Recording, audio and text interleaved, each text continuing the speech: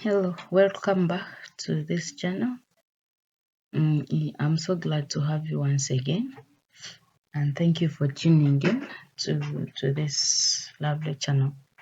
This is Grapham Academy. If it is your first time tuning in, excuse me, this is Grapham Academy, and today we are going to look at something new under a course unit called Pharmacy Practice, and that is regulatory policies. So, what are some of the regulatory policies under pharmacy practice? So every profession has regulatory policies, and so is a pharmacy profession. Okay, so everything for it to work, there should be something regulating its practice, and pharmacy is also one of it, or a profession that is regulated by these different bodies that we are going to look at today. So let us look at the outline of today and see what we need to learn about regulatory bodies. So we are going to define relevant terms, and then we are going to list relevant laws and regulations governing the use of the drugs. We shall also look at the importance or explain the importance of regulating drugs, and then state the reasons for having a drug policy or drugs policy, then give the composition and function of National Drug Authority, and then explain the control of drug supply system, and then explain the licensing process, and then we shall look at differentiate between different classes of drugs. So when we look at relevant terms, we have a statute or an act. We see that a statute or an act is a law that has been passed by the parliament of a country, which the people concerned have to follow. Okay, so once the parliament of a specific country has passed out a law, it is called an act or a statute.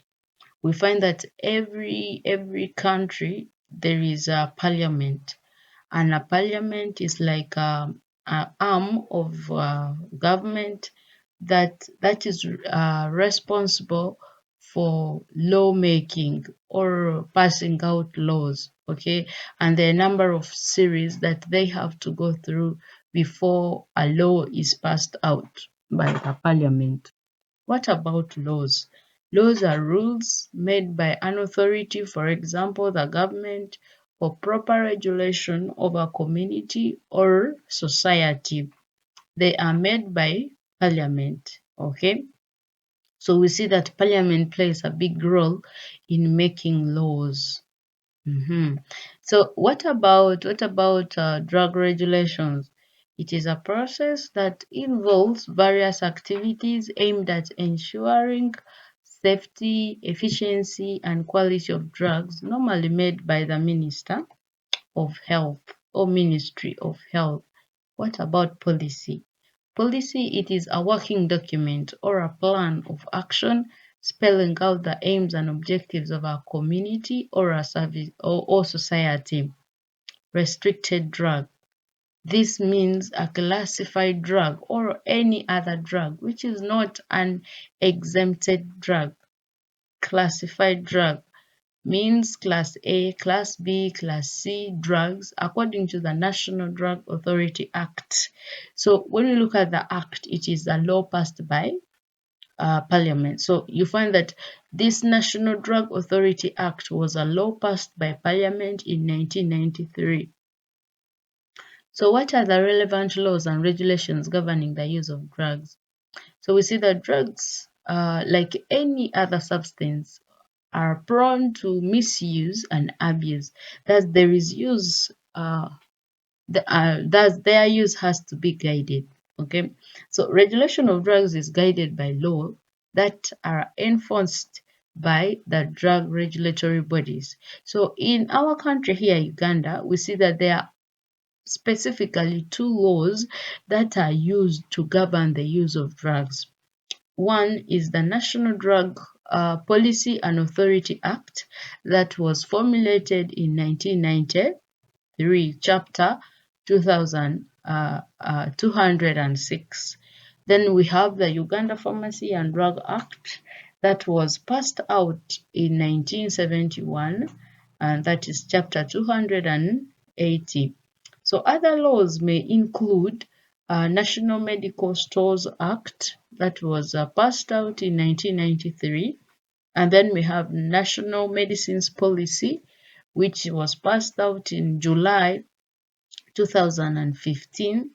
And then we have National Pharmaceutical Sector Strategic Plan that was passed in 2015 to 2020, whereby in 2015 they may have another one that will take through 5 years. Okay. So what are the relevant laws and regulations governing the use of drugs?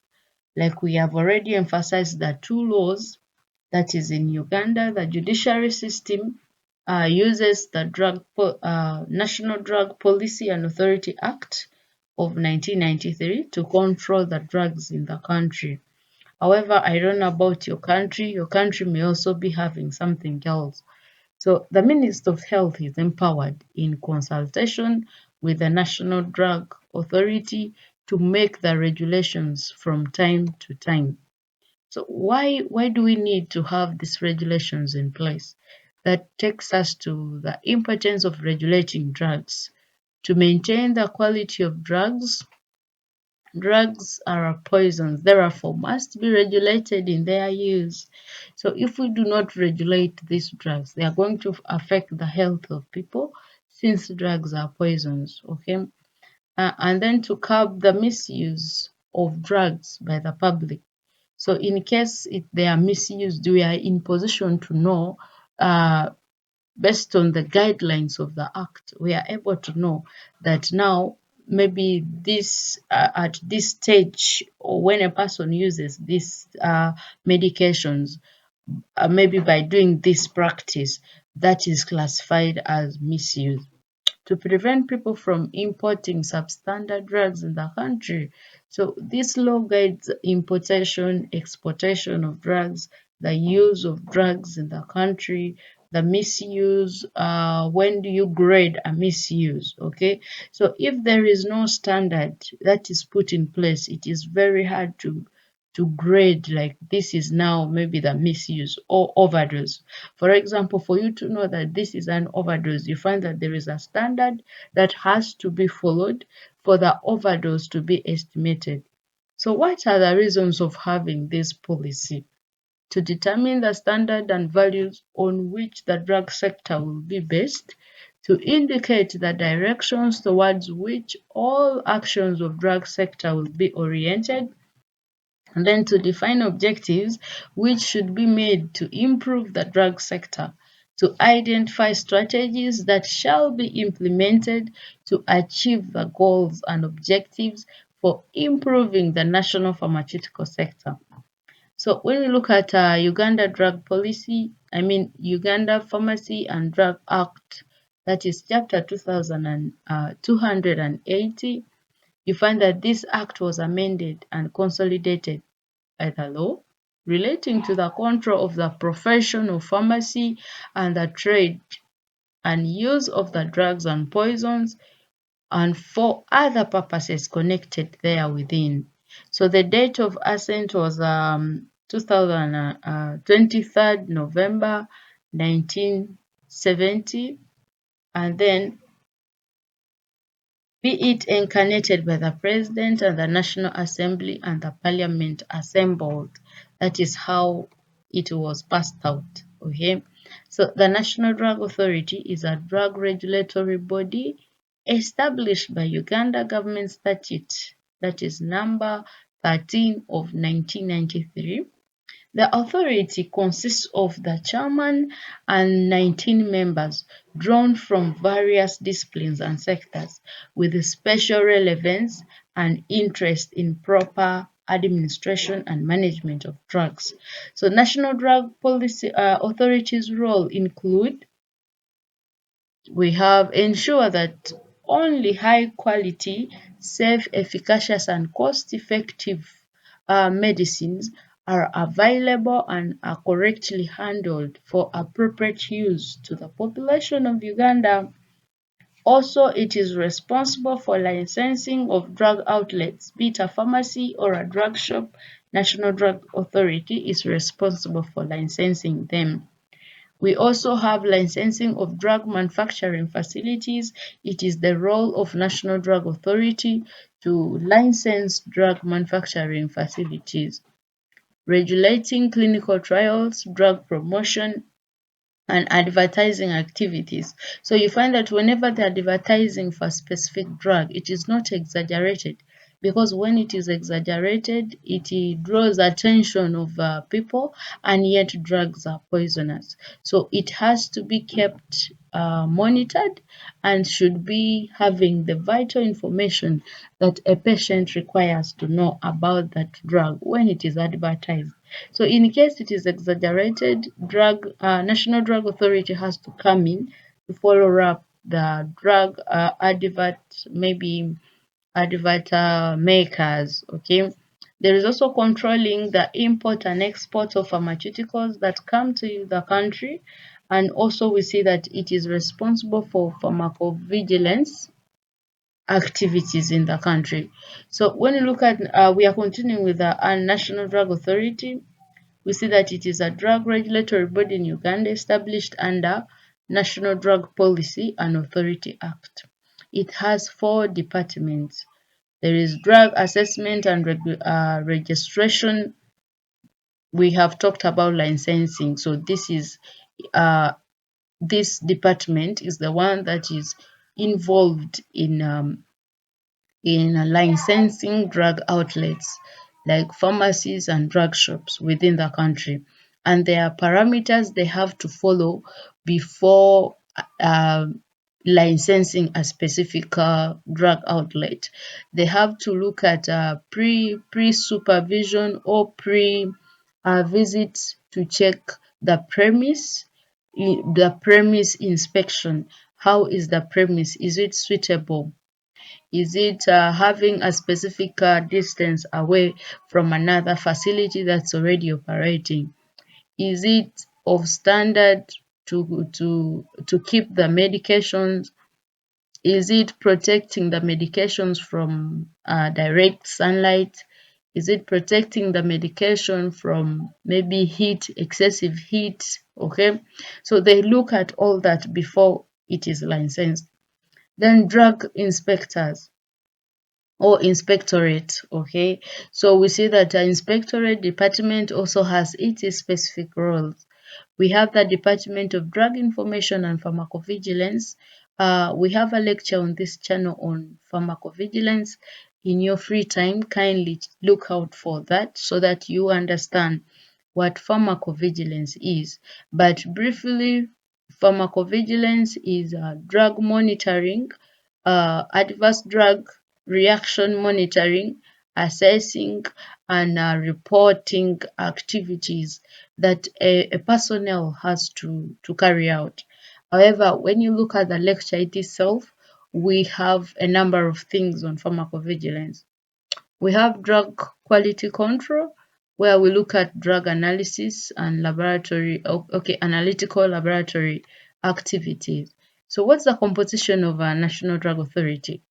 National Drug Authority has a chairperson, director of medical services, commissioners for veterinary services, commissioners of commerce, and then a director. A criminal investigation department is also part of the composition of National Drug Authority. The chief of medical service and Ministry of Defense, chief of pharmaceuticals and health supplies, head of natural chemotherapeutic laboratory, and then director, for example, a director of Mulago Hospital. So we are continuing the composition of National Drug Authority. We see that representatives are got from each of the following associations, associations. Let's call them associations. We have National Medical Stores. We have the Uganda Medical Association, a representative from the Pharmaceutical Society of Uganda, a representative from Uganda Veterinary Association, a representative from the head of School of Pharmacy, a representative from Uganda Herbalists, a representative from Uganda Dental Association, a representative from the Joint Medical Stores, and then 2 members from the public. So we see that we are still continuing, and you see the Minister of Health appoints members to the board for the renewal, for renewable terms of 3 years. So in case we need to renew maybe what is already in the Act, you find that a Minister of Health has to appoint these people to be part of the board. The chairperson to the body since its inception has been a medical doctor, should be a medical personnel. Under the board is the secretariat, which implements the decisions of the board. The head is the executive secretary, currently a pharmacist. A pharmacist should be an executive secretary of this association. Under these, there are 4 technical departments, all headed by pharmacists stated in the previous slides. So we gave already 4 departments, and all the 4 departments are headed by pharmacists. So what are the functions of National Drug Authority? Deals with the development and regulation of pharmacies and drugs in the country, approves the national list of essential medicines and supervises the revision of this list in the manner provided by the minister. Also establishes drug needs to ensure that the needs are met as economically as possible. Controls the importation, exportation, and the sale of pharmaceuticals. Controls the quality of drugs, promotes and controls the local production of essential medicines, and then promotes rational use of drugs through appropriate professional training, establishes and revises professional guidelines, and disseminates information to the health professionals and public, provides advice and guidelines to the minister and bodies concerned with drugs in implementation of the national drug policy, encourages research and development of herbal medicines. So we see that National Drug Authority controls of drugs to be able to control the supply and use of drug in the country. The National Drug Authority has put in place mechanisms to control them, and the emphasis are placed on the following. For you to control the drugs, you should be in position to control the supply of the medicines. You should be in position to control the dispensing procedures, and then should be in position to control the manufacture of medicines, should be in position to control the storage of medicines, control the transportation, and the transportation, how are goods transported, those that require cold chain, the cold chain mechanisms maintained while in transportation. There are those that may not require direct sunlight. The mechanism you're using for transporting, is it affecting the medicine directly through sunlight? And then in storage, there are a number of things you need to consider under storage. Are you maintaining the storage quantities? Are you maintaining the storage conditions, the temperatures in your storeroom, the humidity in your storeroom, the heat in your storeroom, and then manufacture? Are you maintaining the manufacture of drugs? Because if you're able to control all these processes, meaning you are in position to control the drug use in the country. Imports and exports, how are they controlling that? So licensing process, how do they license drug outlets? We see that the following categories of health professionals are authorized to engage in the business of selling drugs. A registered pharmacist. For you to be in position to open up a pharmacy or have a pharmacy that is a community pharmacy, you need a registered pharmacist to be in position to license the premise. Okay. or a paper of a registered pharmacist is required for for for a pharmacy to run. Like, they are required to supervise, they are required to be in charge of a pharmacy. If it's a registered health professional, but only deals with class C drugs. Okay, so if there is a registered allied health professional, they are required to deal with class C drugs. Registered nurses and midwives, but only deal with class C drugs. Okay, so we see that where do we get class C drugs? Class C drugs are majorly got in drug shops. Okay, then we have licensed persons and licensed sellers. The person operating in a pharmacy or a drug shop should be a licensed person. Okay, like if it's a licensed or unregistered nurse should be in position to operate in a drug shop or dispense in a pharmacy based on the cadre that they are in. They have to apply to National Drug Authority before they are licensed, and then they will be given a license. Premises must first be inspected by National Drug Authority before a license is issued or given out, and it should suit suitable parameters, okay, of a premise. So how do you classify drugs? They can be classified according to the type of the medicine, the potential or the risk of abuse, and then the risk to the fetus or fetus. Yeah. So we are starting one at a time. That is medicine type classification. We see that they are classified as non-prescription or over-the-counter medications dispensed without, these are medicines that are dispensed without a prescription. Then we have prescription only medicines.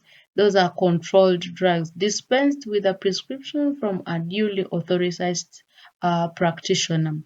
Then drug only medicines, those are available only in the pharmacy or pharmacy only medicines. We see that these are available only in the pharmacy and dispensed only under authorized under supervision of a pharmacist. Okay, so when we look at another way we can classify drugs, we see that we can classify them in their potential. We have class A drugs, class B1, class B2. Okay, so class A drugs, remember we said a registered nurse should be in position to open up or be in charge of class C. So we are going to appreciate what class C are, and here we are starting with class A, class B, and then we shall go to class C.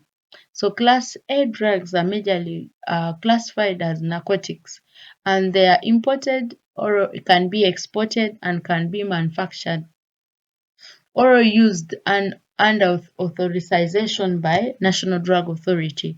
For example, we have cocaine, codeine, tramadol, pethidine. These are narcotics. Okay, and we all know that narcotics have that effect of like addiction, so they have to be controlled and has to be monitored by a registered pharmacist, or their manufacture has to be regulated by National Drug Authority. Okay, so what about class B drug? That is controlled prescription only medicines sold on retail, on prescription by a dentist, veterinary surgeon, a doctor, or duly qualified practitioner for medical, dental, animal treatment. For example, they can be antibiotics, okay, amitriptyline, and these others. What about class B2? We see that they are supplied on retail by a registered pharmacist or a licensed pharmacy. So we also find class B2 in a pharmacy. You can find class B1 in a pharmacy. You can find class A drugs in a pharmacy. So examples of class B2, we have atropine, we have codeine, insulin, heparin. Okay, what about class C? So we see that class C are sold on retail only by a person or a company operating a licensed pharmacy or a drug shop. but in the case of a letter, only in accordance with the terms of his or her license.